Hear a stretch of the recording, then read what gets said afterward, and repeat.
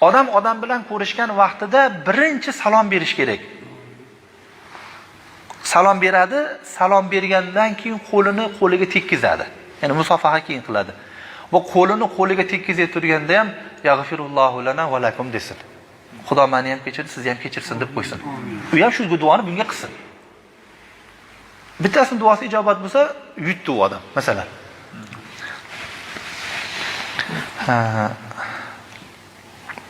Keyin Hazrat yana aytadilarki,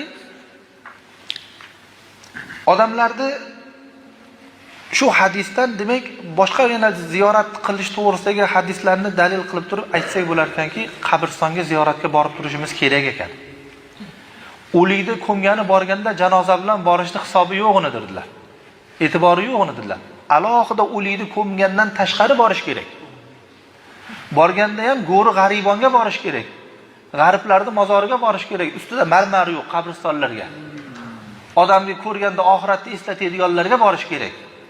Va avliyoni qabriga borsa ham, oddiy odamni qabriga borsa ham e'tiqodni shunday qilib to'g'irlash kerakki, o'likdan foydalanaman deb bormaslik kerak dedilar. Bir narsa so'rab kelaman deb, o'likka foyda yetkazaman deb borish kerak. U odamning gunohini kechirishni Xudodan so'rayman deb borish kerak. Chunki agar biz uni haqida duoyi mag'firat qiladigan bo'lsak, Xudoning uni kechirishini so'raydigan bo'lsak, agar u gunohkor bo'lsa, Xudo uni kechirsin deyapmiz.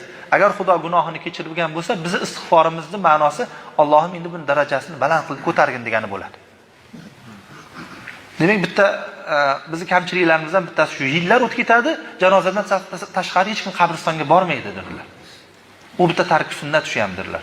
Bunday qilmaslik kerak.